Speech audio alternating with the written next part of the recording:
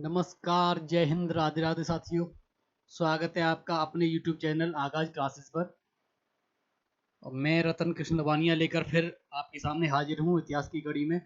Are की special batch की दूसरी क्लास है, ये सेकंड क्लास है इतिहास की। तो हम स्टार्ट करते हैं। कल की क्लास में हम कहाँ तक पहुँच गए थे मोटा मोटा मैं आपको एक बार और रिवीजन करवा दूँ कि हम इतिहास की डेफिनेशन, परिभाषा, इतिहास क्या है, इतिहास को कैसे जाने, इतिहास को जानने के जो पहलू हैं वो पहलुओं के बारे में, और फिर इतिहास के जानने के स्रोत, इतिहास के अध्ययन के स्रोत, साहित्यिक और पुरातात्विक। और साहित्यिक में भी हमने पढ़े थे कि धार्मिक और धर्मनिरपेक्ष, और पुरातात्विक में मृदभांड, अभिलेख। तो अब हम मोटा मोटा फिर हम आगे थे इतिहास की वर्गीकरण, इतिहास का वर्गीकरण। हाँ, इतिहास की वर्गीकरण पे थे हम। इतिहास इतिहास का वर्गीकरण।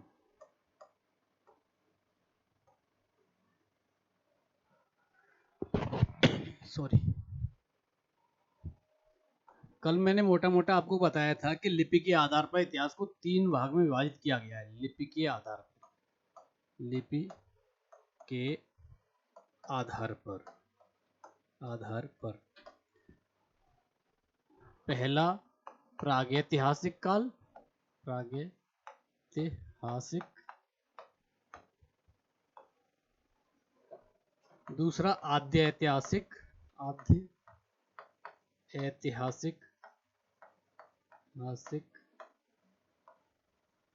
और तीसरा ऐतिहासिक।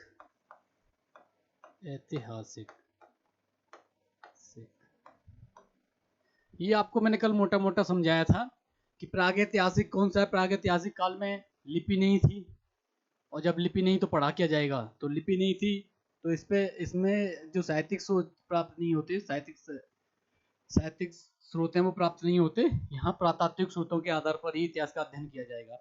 और इस पे आद्य ऐतिहासिक काल में लिपि तो थी, लेकिन पढ़ा नहीं गया।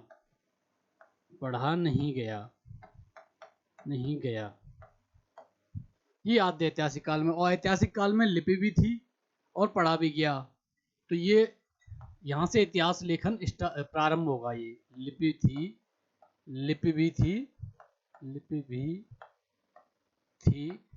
और पढ़ा भी गया।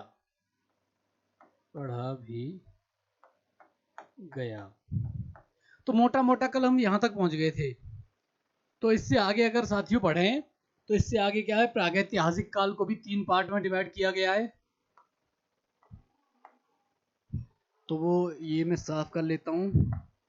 इससे आगे अब हम प्रागैतिहासिक या पाषाण काल, प्रागैतिहासिक काल को ही पाषाण काल बोलते हैं।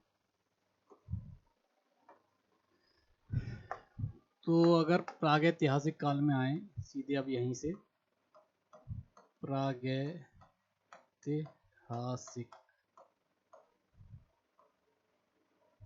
काल, इसको भी 3 पार्ट में डिवाइड किया गया है। पहला है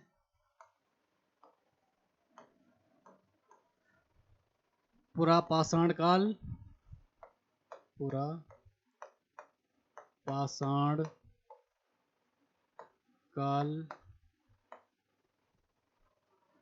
मध्यपाषाण काल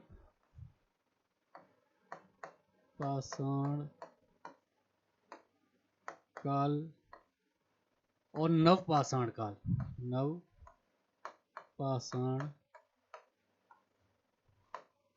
काल। और यहाँ स्लैश में लिख लीजिए प्रागैतिहासिक के, यहीं लिख लीजिए पाषाण काल भी बोलते हैं इसी को पाषाण काल बोला जाता है।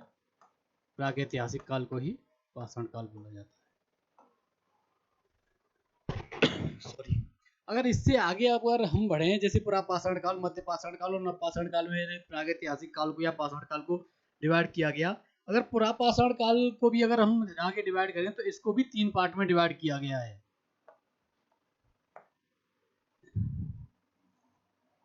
इसको निम्न पुरापाषाण काल, निम्न, एक सेकंड यहाँ आ नहीं रहा तो पूरा ही समझाना पड़ेगा।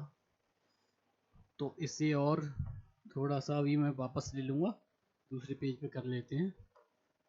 पूरा पाषाण काल को भी 3 पार्ट में डिवाइड किया गया है। पूरा पाषाण काल, इसको भी 3 भाग में विभाजित किया गया है। एक हो गया निम्न पुरा पाषाण काल, एक मध्य पुरा पाषाण काल और एक उच्च पुरा पाषाण काल। निम्न पुरा पाषाण काल, पुरा पाषाण काल,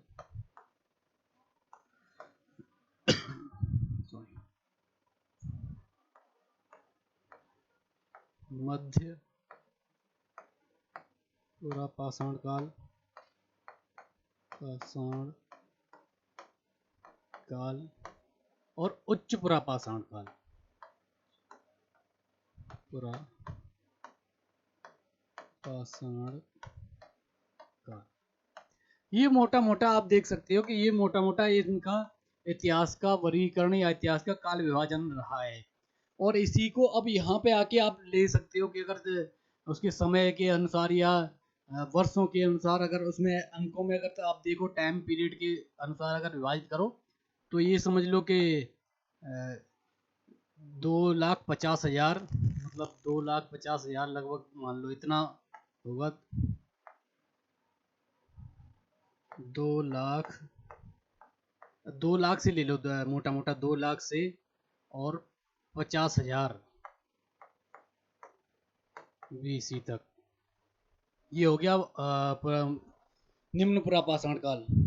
और अगर 50,000 से आप लो 40,000 BC, तो ये हो गया मध्य पुरा पाषाण काल। और अगर 40,000 से आप 10,000 लो तो ये हो जाएगा, मोटा मोटा आप 40 से 10 ले सकते हो, 10,000 BC, तो ये उच्च पुरा पाषाण काल हो जाएगा।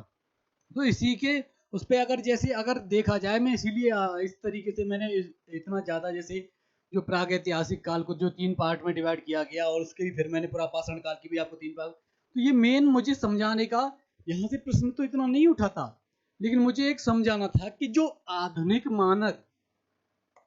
आधुनिक मानव होमोसेपियंस सेपियंस का जो वो हुआ है, आधुनिक मानव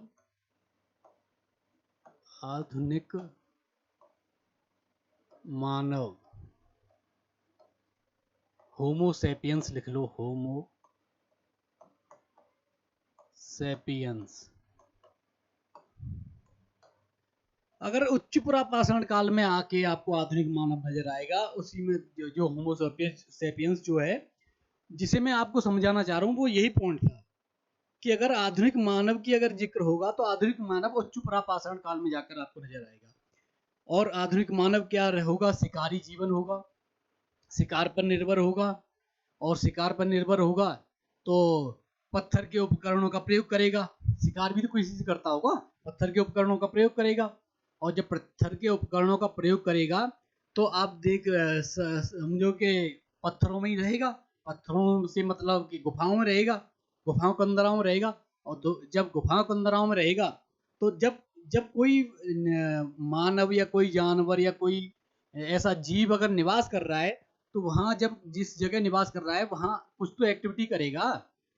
तो वहीं जो गुफाओं में रहा, वहां उन गुफाओं की दीवारों पर, एक सेकंड, इसमें नहीं, ये जो आधुनिक मानव, मैं और थोड़ा, गुफाओं की दीवारों पर, गुफाओं में रहा, ऐसा करते हैं, ये पॉइंट अलग से ही समझा देता हूं मैं ले जाके। उच्च पुरा पाषाण काल वाला, ये पाषाण काल वाला जो पीछे था वही अब आपकी समझ में तो आ जाएगा पूरा, ये वाला। तो हम पुरा पाषाण काल में चल रहे थे, तो जो मैंने बता दिया कि पुरा पाषाण काल में जो निम्न पुरा पाषाण काल, मध्य पुरा पाषाण काल और उच्च पुरा पाषाण काल था, 3 पार्ट में जो विभाजित किया गया, उसमें उच्च पुरा पाषाण काल में आधुनिक मानव जो अगर वो नजर आएगा तो आधुनिक मानव उच्च पुरा पाषाण में जाकर नजर आएगा। तो उच्च पुरा पाषाण काल में भी इतना विकसित मानव नहीं होगा, वो पहले शिकारी होगा, शिकारी शिकार करता होगा, और शिकार करता होगा तो कुछ तो प्रयोग करता होगा। पहले जैसे पत्थर, बड़े बड़े पत्थरों से और उनसे शिकार शिकार करता होगा। उसके बाद कहीं रहता होगा तो जंगलों में ऐसे ही घूमता रहेगा। जब बारिश हुई होगी तो भीगने से बचने के लिए पेड़ों के नीचे या पत्थरों के नीचे, तो पत्थरों की कंदराओं में, गुफाओं में रहना प्रारंभ किया होगा। और जब गुफाओं में रहना प्रारंभ किया होगा तो गुफाओं की दीवारों पर चित्रकारी या मतलब कुछ भी बनाया होगा। और आधुनिक हम जो वो करते हैं तो हो सकता है कि वो चित्र बन गया। लेकिन उस समय के मानव को नहीं पता था कि उस टाइम की ये चित्र बन रहा है, क्या बन रहा है। उसने कुछ कलाकृति बनाई। और तो वही है कि जब कोई इंसान, कोई जीव या कोई जब अपने किसी आवास में या अपने किसी एक स्थान पर निवास करता है तो वहाँ कुछ एक्टिविटी, कुछ ऐसी गतिविधि या कुछ तो करता ही होगा। और जब कोई, जब यहाँ जैसे अब ये रूम है, एक एक एग्जाम्पल अगर तौर पर मैं आपको बताऊं कि एक रूम में अगर हम रह रहे हैं या मैं इस स्टूडियो में जैसे क्लास ले रहा हूँ, तो मैं यहाँ जब क्लास ले रहा हूँ तो मैं अपने इस पे व्हाइट बोर्ड पे लिखता भी हूँ, बोल भी रहा हूँ, माइक लगा रखा है और भी हाथों से जैसे मैं समझा रहा हूँ तो इस तरीके से एक्टिविटी कर रहा हूँ। तो ऐसे ही मानव अगर गुफाओं में रहेगा तो चित्रकारी करेगा। और चित्रकारी करेगा तो ऐसे ही जो चित्रकारी हैं, जिनसे जहां से प्रश्न भी पूछा जाता है कि जो आदमगढ़ आदमगढ़ आदमगढ़ भीमबेटका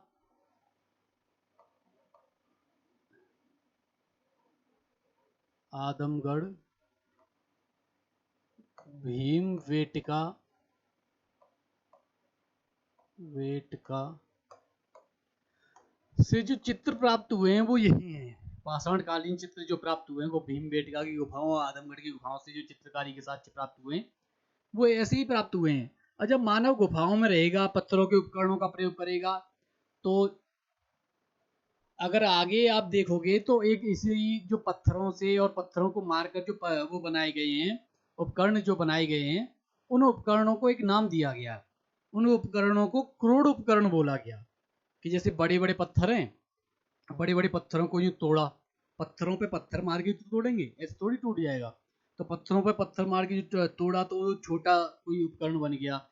या उसे तोड़ के थोड़ा सा छोटा सा, अभी मैं आगे आपको बताऊंगा पाषाणकालीन औजारों के चित्र भी मैं दिखाऊंगा, बना के बताऊंगा कि क्या क्या होते थे। तो उसमें आप समझोगे कि किस तरीके से जो क्रमिक, कि पहले बड़े थे, फिर उसके बाद फिर छोटे आए, फिर मध्य पाषाण काल में और छोटे हो गए, और नव पाषाण काल में बिल्कुल हड्डियों के भी औजार प्राप्त होते हैं नव पाषाण कालीन वस्तुओं से। तो वो आपको क्रमिक एक विकास दिखेगा। तो उसी प्रकार जो पत्थरों से, पत्थरों को मारकर जिस तरीके से उपकरण बनाए जाते थे, उसे क्रोड़ उपकरण बोला गया है। और जब क्रोड़ उपकरण को आप जैसे जैसे पत्थरों पे, और थोड़ी सिंपल भाषा में मैं आपको समझाऊं कि गांव में अगर आप ने देखा हो तो जैसे पत्थर का कोई टुकड़ा है तो उसे जब तोड़ते हैं पत्थरों पे, तो एक जो छोटे छोटे टुकड़े नहीं बन जाते, तो पत्थरों पर वो चोट मार के तो तोड़ते हैं, ऐसे थोड़ी है कि वैसे टूट जाएगा। तो ऐसे ही जो पत्थरों से पत्थरों को पे चोट करके जो तोड़ा जाता था उसे क्रोड़ उपकरण बोला गया है। और इसी प्रकार जैसे क्रोड़ उपकरण में अगर आप देखो तो इसमें औजार आएंगे, जैसे पेबुल आ जाएगा, हैंडेक्स आ जाएगा, खंडक आ जाएगा, गड़ासा आ जाएगा। तो ये सब आगे मैं और विस्तार से करवाऊंगा, चापर चापिंग आ जाएंगे। तो ऐसे ही आगे आपको ये सब देखने को मिलेगा। अगर और इससे आगे अगर चलते हैं तो अब पूरा एक और मैं, हाँ, एक कॉन्सेप्ट और मैं आपको एक यहीं पे समझा देता हूँ, थोड़ा पेन का कलर चेंज करके। कि जो पुरा पाषाण काल, मध्य पाषाण काल और नव पाषाण काल, इनसे अगर पुरा पाषाण काल से और इधर जाओगे नव पाषाण काल की तरफ, जैसे ही आप इधर पुरा पाषाण काल से नव पाषाण की तरफ, नव पाषाण काल की तरफ आगे बढ़ोगे, तो जो औजारों के और जो उपकरणों के आकार छोटे होते जाएंगे। उपकरणों के आकार, उपकरणों के आकार छोटे होते जाएंगे। नीचे की तरफ रुको, एक पेन चेंज और करते हैं। नीचे की तरफ मतलब छोटे होते जाएंगे, नीचे नीचे की तरफ एरो का मतलब है कि छोटे होते जाएंगे। तो जैसे ही पुरा पाषाण काल से आप मध्य पाषाण काल में आओगे, मध्य पाषाण काल में पुरा पाषाण काल की अपेक्षा छोटे औजार होंगे, छोटे उपकरण होंगे। और मध्य पाषाण काल से अगर नवपाषाण काल में जाओगे, आगे चलोगे, नवपाषाण काल में पहुंचोगे तो और मध्य पाषाण काल की अपेक्षा नवपाषाण काल में और छोटे उपकरण होंगे। तो ये एक क्रमिक विकास को दर्शा रहा है। क्रमिक विकास के धीरे धीरे जैसे जैसे मानव को जानकारी होती गई, जैसे जैसे इंसान समझता गया, जैसे जैसे इंसान आगे बढ़ता गया और अपनी मतलब अपनी उसकी क्या प्रयोगों के अनुसार या अपनी जरूरतों के अनुसार उसमें बदलाव लाता गया। जैसे इन्वायरमेंट में भी आपने देखा होगा कि जैसे इन्वायरमेंट, जैसे एक कॉन्सेप्ट आता है, बहुत सिंपल सा, आपको एक कॉन्सेप्ट जब बात स्टार्ट हुई तो एग्जांपल से हो सकता है इस तरीके से और आप समझ, आपकी अच्छी समझ में आए कि ग्लोबल वार्मिंग और जितने भी ये आपदा प्रबंधन में, आपदा प्रबंधन जो टॉपिक है उसमें आपको जैसे ही कराए जाते हैं, जैसे राजस्व लोक सेवा आयोगों में ज़्यादातर होता है, तो आपके आर में मीन्स में जो ऐसे होगा, ऐसे में आपको हो सकता है कि आपदा प्रबंधन टॉपिक दे ही रखा है उसमें भी, तो उसमें पूछेगा। तो ये जैसे क्रमिक इंसान ने जरूरतों के अनुसार, जैसे मानव की बताते हैं कि जरूरतों के अनुसार जो पर्यावरण के संसाधनों का, प्राकृतिक संसाधनों का जो प्रयोग किया या यूज किया, तो उसी तरीके से यहाँ अपनी जरूरतों के अनुसार मानव औजारों उपकरणों का आकार छोटा करता जाएगा। जैसे जैसे उसके समझ में आएगा कि इस बड़े से काम नहीं चल रहा, इसे और छोटा करो तो और से ज़्यादा हो जाएगा और ज़्यादा अच्छी तरीके से हम प्रयोग कर पाएंगे। तो ऐसे ही है। अब आगे जैसे आप बढ़ोगे तो जैसे पूरा पाषाण काल हो गया, मध्य पाषाण काल में अगर आप आओगे, पूरा ये मैं हटा देता हूँ। मध्य पाषाण काल आते आते आप देखोगे कि एक तो औजारों के आकार छोटे हो जाएंगे और दूसरा देखो मध्य पाषाण काल, मध्य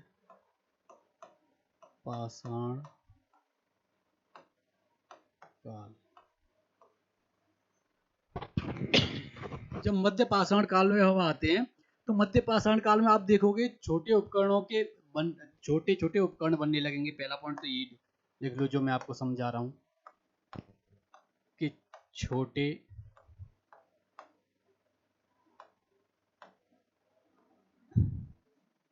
छोटे उपकरण बनने लगे, उपकरण बनने लगे, छोटे छोटे उपकरण बनने लगे। और इससे आगे अगर आप देखोगे तो जब छोटे उपकरण बन जाएंगे, जब मानव छोटे उपकरण बन जाएंगे तो मानव पक्षियों का शिकार, पक्षियों का शिकार, पक्षियों का शिकार करने लगा, पक्षियों का शिकार करने लगा। और पक्षियों का शिकार कैसे थोड़ी करेगा, कुछ जैसे ही छोटा उपकरण बना तो उसे यूं फेंक के मारना, जैसे मछली पकड़ने लगा। एक और आप लिख सकते हो इसी में, मछली पकड़ने लगा, मछली पकड़ने लगा। तो जब छोटे उपकरण बने, पक्षियों का शिकार, मछली पकड़ने लगा, तो कैसे पकड़ने लगा, तो जो उपकरण छोटे बने उन्हें फेंक के मार के, या अगर फेंक हो गई जैसे नीरज चोपड़ा, नीरज चोपड़ा आपने नाम सुनाई होगा, उन्होंने दो, अब तो लगातार, अब इसी कुछ दिन पहले ही गोल्ड मेडल फिर नीरज चोपड़ा के खाते में आया है। तो उसी प्रकार जैसे प्रक्षेपात तकनीकी, अब आप सोचो यहीं से आप कह सकते हो कि मध्य पाषाण काल में ही प्रक्षेपास्त्र तकनीकी का विकास, तकनीकी का विकास। तो जब प्रक्षेपास्त्र तकनीकी का विकास होगा तो उसी में आप देखोगे यहां से जैसे छोटे छोटे उपकरण बनने लगेंगे, पक्षियों का शिकार, मछली पकड़ने का, जो मछली पकड़ने लगेंगे, तो उसको अभी तो प्रक्षेपास्त्र तकनीकी के आधार पर ही, तकनीक के द्वारा ही पकड़ेंगे। तो जैसे ही फेंक के आप किसी प्रक्षेपास्त्र तकनीकी अगर आप डिफाइन करो या जैसे समझाया जाए, तो एक जैसे बोलते हैं ना कि सिंपल है कि किसी को फेंक के मारना, हथियार जो अपन, जो उपकरण या औजार आपने लिए, तो उसे फेंक के मारना और फेंक के शिकार करना, या किसी पर जैसे आप देखो पक्षी उड़ रहा है तो उड़ते हुए पे फेंक के मारा, और जब पक्षी का शिकार ऐसे ही तो होगा, ऐसे थोड़ी है कि बैठा बैठा तुम्हें मिल गया और कि ले भाई मुझे आके मार ले, ये थोड़ी है। तो प्रक्षेपण तकनीकी का इसी प्रकार धीरे धीरे जो प्रक्षेपण तकनीकी का विकास हुआ, इससे आगे अगर आप देखो तो अगर जब मानव मछली पकड़ने लग जाएगा, शिकार भी अच्छी तरीके से करने लग जाएगा, तो एक स्थाई स्थाई निवास आरंभ करेगा, क्योंकि जब शिकार भी मिल रही है उसे, वहीं उसे उपकरण भी मिल रहे हैं, खाने पीने के लिए सब मिल रहा है, तो मानव मानव क्या है कि जब खाने के लिए सब मिल जाएगा तो मानव वैसे ही आलसी हो जाता है। तो एक जिस तरीके से ये भी जो क्रमिक विकास में मेन जो आप कह रहे हो, आप सोच रहे हो कि गुरुजी इस तरीके से बोल रहे, ये एक क्रमिक विकास है, आपको देखना पड़ेगा ये इस तरीके से स्टेप बाय स्टेप आगे बढ़ना। क्योंकि जब पहले बड़े उपकरण थे, बड़े से जब उपकरण औजार छोटे हुए, और जब उपकरण औजार छोटे हुए तो शिकार आसानी से मिलने लगा, जिसे चाहे उसका शिकार करने लगे। जैसे पक्षियों का, मछलियों, पहले उड़ जाते थे, नहीं कर पाते थे क्योंकि बड़े थे, वो प्रक्षेपण तकनीकी का विकास भी नहीं था, फेंक के भी नहीं मार सकते थे। अब मारने लगे, अब फेंक के और प्रक्षेपण तकनीकी के द्वारा जो शिकार करने लगे, उसी से जब शिकार और पेट के मतलब भूख भूख और वो उसका वहीं एक ही स्थान पर खाना पीना और सब मिलने लगा, तो सामान्य सी बात है कि स्थायी निवास, इंसान वही निवास करने भी लग जाएगा। तो आप ये भी कह सकते हो कि मध्य पाषाण काल में स्थायी निवास प्रारंभ हुआ। स्थायी निवास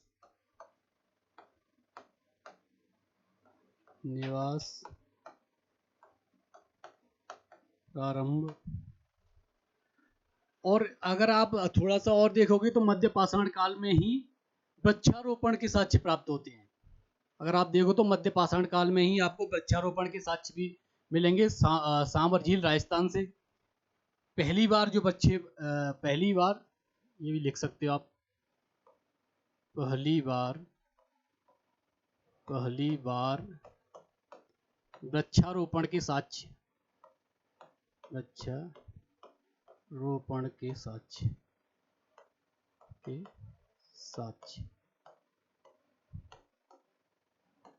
सांवर झील राजस्थान से। सांवर झील राजस्थान से। और मध्य पाषाण काल में ही जब औजार छोटे होंगे तो आपको फलक, जैसे बोलते हैं ना कि फलक है एक ब्लेड टाइप का, जैसे हथियार जैसे पत्थर के औजार धीरे धीरे छोटे होते गए, और जब जितने ज्यादा पतले होंगे तो उतना ही पहना। मैं अभी आगे करवाऊंगा आपको हथियारों औजारों के बारे में, पाषाणकालीन औजार करवाऊंगा। तो इस तरीके का एक फलक, जैसे चौकोर टाइप का एक ब्लेड टाइप का ऐसा होगा, तो ये बहुत आयत में मध्य पाषाण काल से प्राप्त होंगे। तो इसीलिए मध्य पाषाण कालीन संस्कृति को फलक संस्कृति भी बोला जाता है। तो आप ये एक पॉइंट और यहाँ पे लिख लो कि इसे फलक संस्कृति भी बोला जाता है। फलक संस्कृति भी बोला जाता है क्योंकि यहाँ से फलकों की फलक बहुत अत्यधिक मात्रा में प्राप्त हुए। और इससे आगे अगर आप बढ़ोगे तो अगर आप देखोगे तो मध्य पाषाण काल में ही आपको पशुपालन के साक्ष्य भी मिलेंगे। तो सर्वप्रथम, और पशुपालन में भी मैं ये थोड़ा गौर करने वाली बात है कि पशुपालन में भी मानव ने, ऐसा नहीं कि पहले गाय के साक्ष्य बेशक अलग मिलते हैं, आप देखो तो सिंधु सभ्यता से, और वहां से गाय और इनके जानवरों के गैंडा और कुबड़ वाला बैल, ये सबसे मिलते हैं। लेकिन सबसे पहले अगर कोई जिस पशु को मानव ने पालतू बनाया तो वो कुत्ता था। ये प्रश्न भी आपसे पूछा गया है, तो इसमें थोड़ा मैं और पॉइंट डाल देता हूँ। ये अब तो जगह ही नहीं बची कहाँ। हाँ, ये साफ कर देता हूँ यहाँ पे। तो मध्य पाषाण काल से ही सर्वप्रथम पशुपालन के साक्ष्य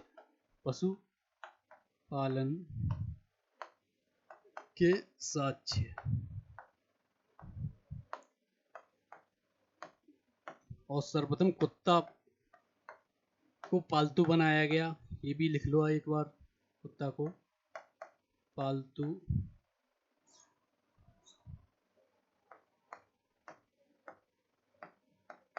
कुत्ता को पालतू बनाया गया, पालतू बनाया गया। तो सर्वप्रथम पशुपालन के साक्ष्य मिलेंगे, और साक्ष्य भी कहाँ से? बागोर राजस्थान से। जो पशुपालन के साक्ष्य हैं वो बागोर राजस्थान से मिलते हैं। ये भी पॉइंट लिख लो, ये ज्यादातर आर में तो पूछ ही लेता है, और आर की हमारी क्लास चल रही है, तो बागोर राजस्थान, ये आप एक बार नोट कर लीजिए कुछ। अब यहाँ से आगे जैसे जैसे आप बढ़ते जाओगे तो आपको प्रश्न प्रीवियस ईयर के भी इसी में इंक्लूड मिल जाएंगे, और अनुमानित जो जहाँ से आयोग पूछता है वो भी इसी में सम्मिलित कर दिए जाएंगे। तो जैसे ही अगर मध्य पाषाण काल के मोटा मोटा अगर 4-5 बातें मैं आपको बताऊं, तो स्थायी निवास प्रारंभ हुआ। इसे फलक संस्कृति बोला जाता है, क्योंकि यहाँ फलक बहुतायत में प्राप्त हुए। यहाँ सावर झील से वृक्षारोपण के साक्ष्य प्राप्त होते हैं, और सर्वप्रथम पशुपालन के साक्ष्य मिले, और उसमें भी बागोर राजस्थान से प्राप्त हुए, और उसमें भी कुत्ता को सर्वप्रथम पालतू पशु बनाया गया। अगर यहीं से आप देखो तो युद्ध, जैसे मानव का जो मृतक संस्कार पद्धति है, मृतक संस्कार पद्धति में पारलौकिक आस्था कि दूसरे जन्म में ये होता है या परलोक में ये सब होगा, तो उसको आस्था को मानते थे। क्योंकि यहां से आप देखोगे तो जो अस्थि पंजर के साथ, अस्थि पंजर के साथ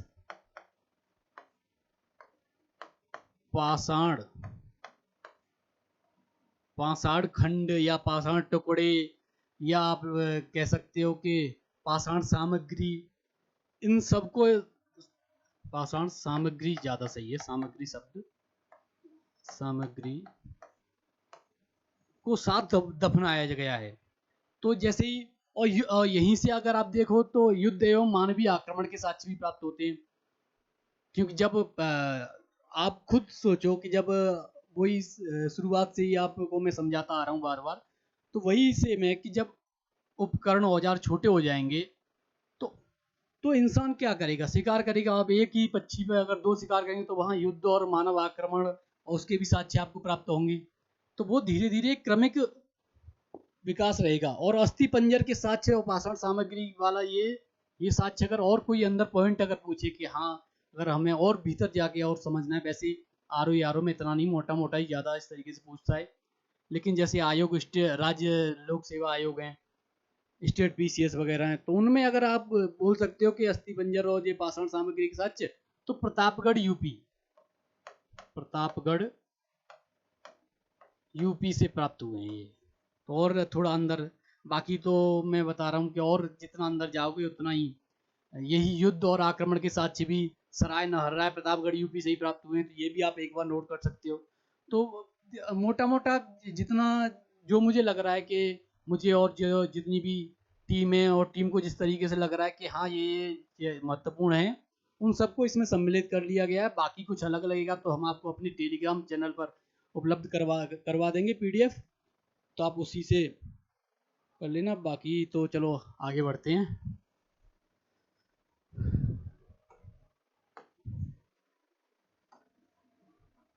तो अब आ गए हम नव पाषाण काल।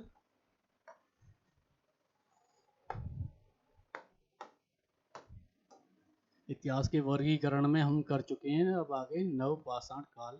नव पाषाण काल। अब नव पाषाण काल में क्या होगा? अब नव पाषाण काल में सिंपल आप खुद अंदाजा लगाओ कि स्थायी निवास हो गया, उपकरण छोटे हो गए, तो अब नव पाषाण काल आते आते और उपकरण छोटे हो जाएंगे। यहीं से मैं अभी आपको बता रहा था कि हड्डियों के छोटे छोटे उपकरण प्राप्त होंगे, हड्डियों के औजार प्राप्त होंगे। तो यहाँ से क्या है कि जब उपकरण छोटे हो गए तो मानव कृषि करने लगेगा। अब जब मानव कृषि करने लगेगा तो जो कृषि के साक्ष्य हैं वो मेहरगढ़ से प्राप्त होते हैं। तो वो नव पाषाण कालीन बस्ती जो मेहरगढ़ से प्राप्त होती है वो कृषि के साक्ष्य के तौर पर है। तो मानव कृषि करने लगेगा, और मानव जब कृषि करने लगेगा तो और स्थायी हो जाएगा, एक झुंड में रहने लगेंगे, क्योंकि कृषि है, एक तो नहीं कर सकता, सब मिलके एक खेत लगाया। अब खेत है, ये तो है नहीं कि जैसे ही लगाया और तुरंत फसल दे दी और निकल लिए खा के। अब उसकी फसल के लिए महीने, 2 महीने, 4 महीने, मिनिमम 3-4 महीने तो फसल, गेहूं की फसल भी अगर लगाई होगी तो वो भी 3-4 महीने तो लेती है। तो सामान्य तौर पर आपको वहां रहना पड़ेगा। और जब सामान्य तो यहाँ जब वहां जब रहोगे तो स्थायी ग्राम बनने लगे, इसी से स्थायित्व का विकास हुआ। तो ये एक क्रमिक, और इसी के बाद अगर आप देखोगे तो पहली बार धातु का प्रयोग भी नवपाषाण काल में ही होगा। और पहली बार जिस धातु का प्रयोग होगा वो तांबा होगा। तांबे का पहली बार प्रयोग नवपाषाण काल में होगा। उसी के बाद जब पत्थर और तांबे का जब प्रयोग होने लग जाएगा तो हम ताम्रपाषाण काल उसे बोलते हैं उस समय को। तो वो ताम्रपाषाण काल में हो जाएगा। ताम्रपाषाण काल में अगर आपको धीरे धीरे होगा तो उन्हें इस ताम्रपाषाण कालीन कुछ बस्तियां हैं, उनके स्थानों के नाम से उनको अलग अलग थोड़ा विभाजित कर दिया गया है कि ये ताम्रपाषाण कालीन बस्ती जारवे की है, कि ये बागोर की है, कि ऐसे ही 3-4 पार्ट में डिवाइड किया, तो उन स्थानों के नाम के आधार पर कर दिया है।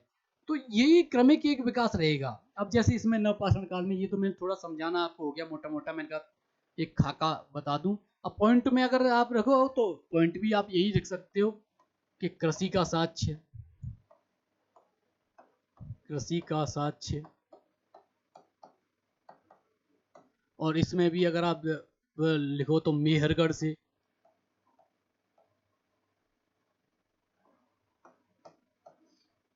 मेहरगढ़, मेहरगढ़ से प्राप्त हुआ। अब जब कृषि होने लगेगी तो स्थायी ग्राम का विकास, स्थायी ग्राम का विकास होगा। और जब स्थायी ग्राम का विकास होगा तो स्थायित्व आएगा, कि जब एक जगह रहने लगेंगे तो स्थायित्व आएगा। तो यही पॉइंट ये भी लिख सकते हो आप, स्थायित्व आएगा। जब स्थायित्व आएगा तो आप देखोगे कि उसी में जैसे नवपाषाण काल में ही आप पहली बार धातु का प्रयोग करोगे। ये पॉइंट भी लिखो, ये बहुत जरूरी है, यहाँ से प्रश्न अक्सर कर पूछा गया है। पहली बार धातु का प्रयोग, धातु का प्रयोग। और पहली बार भी जिस धातु का प्रयोग किया गया वो तांबा था, तो तांबे का प्रयोग पहली बार, तांबा। तो ये मोटा मोटा अगर आप देखोगे तो बहुत इस तरीके से आपको एक क्रमिक कड़ी, एक कड़ी दूसरी कड़ी से जुड़ी हुई लगेगी पूरी की पूरी। तो जैसे ही आप आओगे तो जैसे ही धातु का प्रयोग होगा, और जब धातु का प्रयोग तांबे का और इनका प्रयोग करने लगोगे आप, तो अब आगे एक पॉइंट और अगर आपको लिखना हो तो लिख सकते हो कि मृदभांड, मृदभांड निर्माण। हाँ, ये भी लिख सकते हो, ये भी आ जाएगा, मृदभांड निर्माण।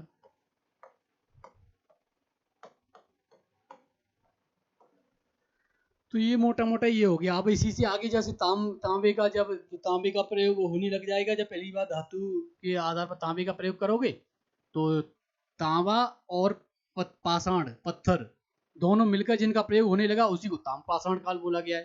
तो आगे अगर आप लिखना चाहो तो अब एक पॉइंट और भी बना देता हूँ, ताम्रपाषाण काल वाला, वो भी करवा ही देता हूँ। चलो, नहीं कहोगे कि गुरुजी आपने वाकई सब करवा दिया, लेकिन ये ताम्रपाषाण क्या काल क्या है? तो ये भी ताम्र पाषाण काल। अब ताम्रपाषाण काल किसे बोलेंगे? ताम्रपाषाण काल जहां तांबा और पत्थर दोनों का प्रयोग हुआ वो ताम्रपाषाण काल हो गया। तो तांबा प्लस पत्थर, पत्थर या पाषाण, पाषाण लिखो वो ज्यादा सही रहेगा, पाषाण, दोनों का प्रयोग,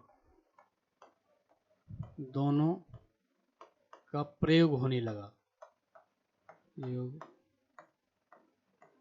होने लगा, तो ताम्रपाषाण काल हो गया। अगर ताम्रपाषाण काल में आप देखोगे तो ताम्रपाषाण कालीन जितनी बस्तियां थी कृषक बस्तियां थी, और कृषक बस्तियां थी, तो जो कृषक बस्तियां ताम्रपाषाण कालीन थी उनमें मातृ देवी की उपासना होती थी। ये पॉइंट आप जरूर नोट कर सकते हो कि सभी कृषक बस्तियां थी, कृषक बस्तियां थी और सभी में मातृ देवी की उपासना, मातृ देवी की उपासना के साक्ष्य, उपासना के साक्ष्य प्राप्त होते हैं। तो ये पॉइंट बहुत मतलब जितना महत्वपूर्ण है उससे और ज्यादा अगर आप बार बार देखोगे तो यहाँ से प्रश्न आयोग उठाता रहा है, और आगे भी मुझे ऐसा लग रहा है कि हाँ यहाँ से तो उठाएगा ही उठाएगा। तो जितने सभी कृषक बस्तियां थी ताम्रपाषाण कालीन जितनी बस्तियां थी तो वो कृषक ही पाई गई हैं ज्यादातर, और सब में माता देवी की उपासना के साक्ष्य प्राप्त होते हैं। और उसी में अगर आप देखोगे तो अगर जब कृषक बस्तियां हैं तो कृषि उत्पादन अर्थव्यवस्था हो जाएगी। तो इसी में आप लिख सकते हो कृषि उत्पादन अर्थव्यवस्था थी, कृषि उत्पादन अर्थव्यवस्था थी। और जब कृषि उत्पादन अर्थव्यवस्था हो जाएगी तो आप देखोगे कि जितने भी कृषि कार्य हैं वो तांबे के, जैसे हल पहले पत्थर का प्रयोग करते थे, उसके बाद नहीं सबसे पहले लकड़ी का करते थे, उसके बाद पत्थर का किया, पत्थर से भी नहीं हुआ तो फिर तांबे का करने लगे। तो यही धीरे धीरे आप देखोगे कि कृषि उत्पादन अर्थव्यवस्था ताम्रपाषाण काल में मतलब पाषाण काल की अपेक्षा और क्रमिक मतलब विकसित नजर आएगी आपको।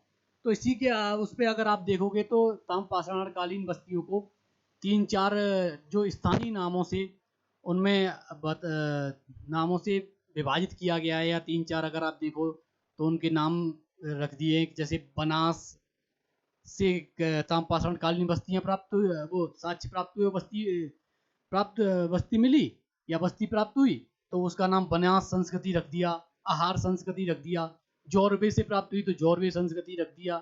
तो ऐसे ही एक वो है, तो आप मोटा मोटा आप लिख सकते हो।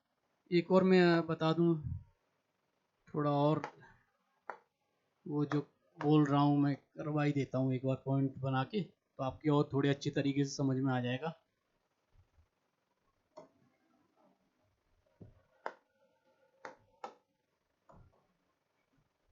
तो इन्हें 3 मुख्यतः ताम्रपाषाण कालीन बस्तियों को 3 नामों से ज्यादा जाना जाता है, जैसे बनास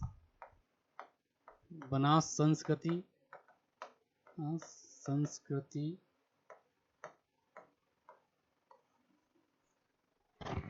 सॉरी। और बनास में भी अगर आप देखोगे तो बनास संस्कृति, तो इसमें स्थानीय नाम है आहार, बनास, गिलुंद। और गिलुंद से अगर आप देखोगे तो गिलुंद से पकी हुई ईंटों के साक्ष्य प्राप्त हुए हैं। और थोड़ा सा अंदर जाओ तो अगर आप देखो और आहार को देखोगे तो ताम्रवृत्ति भी कहा जाता है, क्योंकि यहाँ बड़ी मात्रा में तांबा मिला है या तांबे का उत्खनन हुआ है।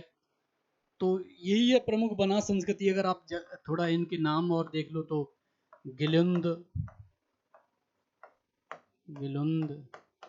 बनास और आहार भी था। हाँ अभी आहार बोला तो आहार। तो ऐसे ही अगर आप और थोड़ा सा आप समझोगे तो यही जो स्थानीय जहाँ से ताम्रपाषाण कालीन बस्तियां प्राप्त हुई, जहाँ से ताम्रपाषाण कालीन जो साक्ष्य प्राप्त हुए, उन्हीं के नाम पर आपने रख दिया उस संस्कृति का नाम। जैसे अब दूसरा मालवा संस्कृति है, मालवा से ताम्रपाषाण कालीन बस्ती प्राप्त हुई तो इसका नाम मालवा संस्कृति रख दिया। सॉरी, मालवा संस्कृति। और जो तीसरी है उसे जोरबे से प्राप्त हुई तो इसे जोरबे संस्कृति रख दिया, जोरबे संस्कृति। और इनके स्थानीय नाम अगर मैं आपको जैसे अगर नामों को जानना हो और थोड़ा जैसे इसमें थोड़ा अंदर तक करवाए तो ऐसे ही अगर यहाँ मालवा को करवा जाए तो काय था और एरण नवदा टोली और नवदा टोली से अगर आप एक और पॉइंट अगर आप नोट करना चाहें तो नवदा टोली से अनाज के साक्ष्य प्राप्त हुए हैं। मालवा से मर्दभांड मर्दभांड प्राप्त हुए हैं। मर्दभांड सिंपल सा और वो भी मतलब मर्दभांड एक तो होता है कि नॉर्मल जो मर्दभांड मिलते ही आ रहे थे, लेकिन एक उत्कृष्ट मतलब उत्कृष्टता के लिए जो प्रसिद्ध है, जो उत्कृष्टता के लिए जाने जाते हैं, वो मालवा से मृदभांड प्राप्त हुए हैं। तो ये एक पॉइंट लिख लो, मृदभांड मृदभांड हो गया। और आप देखो तो नवदा टोली से अनाज के साथ, ये भी नवदा टोली भी लिख दो, नवदा टोली और मालवा, ये तो स्थान हो गए। अगर नवदा टोली से अनाज के साथ, अनाज के साक्ष्य। और इससे आगे अगर आप बढ़ोगे तो ये मैं थोड़ा साफ कर देता हूं। अब रह गई हमारी जोरवे संस्कृति।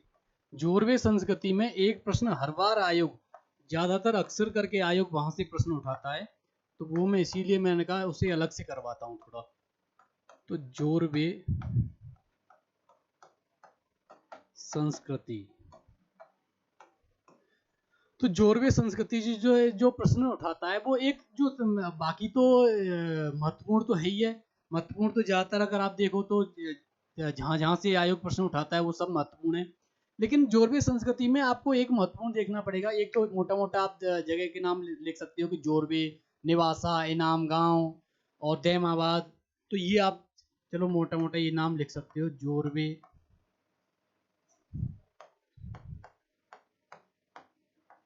जोरवे, नेवासा, इनाम गांव और दैमाबाद। यहाँ से जोरवे संस्कृति या तमपाषाण कालीन बस्तियां प्राप्त हुई हैं। अगर मेन जो पॉइंट यहाँ से मैं आपको बार बार जहाँ पे लाना चाह रहा हूँ वो पॉइंट ये है कि जो जोरवे संस्कृति है यहाँ से, और यहाँ की जो मुख्य विशेषता या जो जहाँ से प्रश्न बार बार आयोग उठाता है वो ये है कि एक वयस्क व्यक्ति के मृत्यु के उपरांत तो उसके पैर के निचले हिस्से को काट कर दफनाया गया है, जिससे कि वो भूत ना बने। तो ये पॉइंट जो यहाँ से बार बार आयोग प्रश्न उठाता है कि ये एक जोरवे संस्कृति के उसको आप कह सकते हो कि जो उसका एक शब्द ध्यान नहीं आ रहा, हाँ, अंधविश्वास को अंकित करता है ये। तो जोरवे संस्कृति जो इस तरीके से आप बताते हो कि तामपाषाण कालीन बस्तियां इतना धीरे धीरे जो क्रमिक विकास हो रहा था, बाकी और जगहों से मैंने अभी आपको करवाया था मध्य पाषाण कालीन में कि जो समाधान पद्धति थी उसमें सबके साथ पाषाण सामग्री दफनाई जाती थी। तो वो तो चलो हो सकता है कि उनके प्रयोग करने की जितनी भी सामग्री हो वो सब है, लेकिन यहाँ से जोरवे से स्पेशल एक जो पॉइंट यहाँ से 3-4 बार आर ओ में तो पूछा ही जा रहा है लगातार, 1-2 साल बीच में गैप करके यहाँ से ये बार बार पूछा जा रहा है कि वह कौन सा स्थल है जहाँ से पैर के निचले हिस्से को काट कर दफनाया गया है। तो ये जोरवे संस्कृति ही है। तो आप कि व्यक्ति के, ये आप पॉइंट लिख सकते हो, व्यक्ति के सबके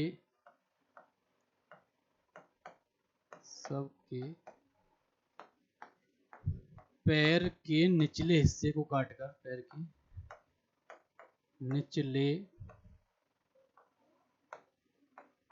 हिस्से को काटकर दफनाया गया है, दफनाया गया है, जिससे कि वो भूत न बने। ये भी आप लिख सकते हो पॉइंट, ये भी दे रखा है एनसीईआरटी में सीधे, जिससे कि वह भूत न बने।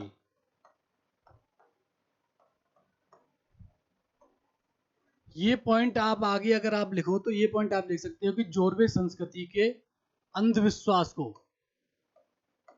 अंधविश्वास को प्रदर्शित करता है, या अंधविश्वास को अंकित करता है, अंधविश्वास को इंगित करता है, इंगित करता है।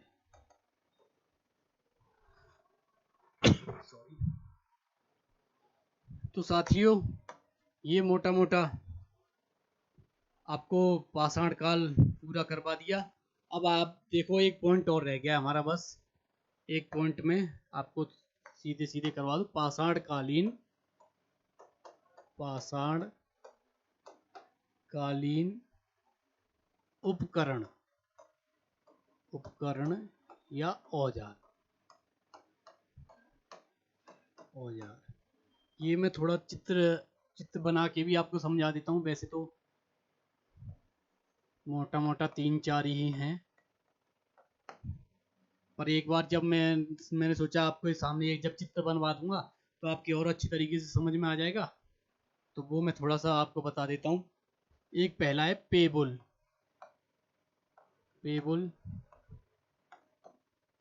एक चापर, पेबुल के बाद चापर। एक चापिंग, हेंडेक्स, अभी आपने पढ़ाई था, हेंडेक्स। और आगे अगर आप देखो तो यहाँ पे ये हो जाएगा फलक। एक स्क्रैपर हो जाएगा, स्क्रैपर। आप सोच रहे होंगे कि गुरुजी ये क्या ऐसे उल्टे सीधे नाम लेते जा रहे हो, और तो ये मैं आपको अभी चित्र बना के थोड़ा अभी समझाता हूँ कि ये जो पाषाणकालीन उपकरण औजार थे उनमें पेबुल था, एक मोटा पत्थर, एक बड़ा सा पत्थर, उसे जिसे पेबुल बोल देते थे कि ये पेबुल नाम दिया गया इस औजार, इस उपकरण को या इस हथियार को। तो जो बड़ा पत्थर था उसे पेबुल कहा जाता था, और पेबुल से छोटा सा, मतलब उससे थोड़ा सा छोटा आकार वाला पत्थर चापिंग कहा जाता था, या चापर कहा जाता था। हाँ, चापर कहा जाता था ये। और जब दो साइड सीधी हो, रहे, उस उपकरण को चापिंग कहा जाता था, जिसकी दो साइड सीधी हो। हेंडेक्स हो गई ये सूदा वो करके, और पत्थर की हेंडेक्स हो गई पत्थर की एक कुल्हाड़ी, जो कुल्हाड़ी नुमा थोड़ा ऐसा हो, वो हो गई हेंडेक्स। और स्क्रैपर आप देखोगे तो स्क्रैपर हो गई खुरचनी, जिसे खुरचनी नहीं बोलते,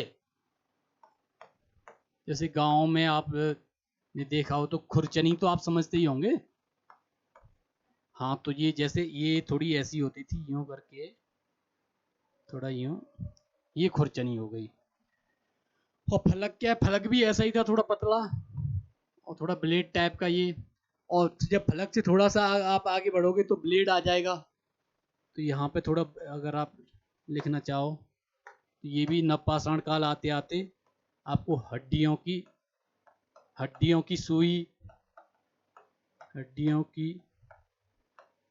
सुई मिलने लग जाएगी। हिरण के सींग की हड्डी के उपकरण औजार मिलने लग जाएंगे, और ब्लेड और अच्छी मतलब एक विकसित अवस्था में प्राप्त होने लग जाएंगे। तो यही एक क्रमिक विकास रहा। तो साथियों, आज मोटा मोटा हमने आपको पाषाण काल पूरा लगभग करवाई दिया। तो कल की क्लास में हम आपको सिंधु सभ्यता से स्टार्ट करवाएंगे, सिंधु सभ्यता प्रारंभ करेंगे। तो आज की क्लास को यहीं विराम देते हैं।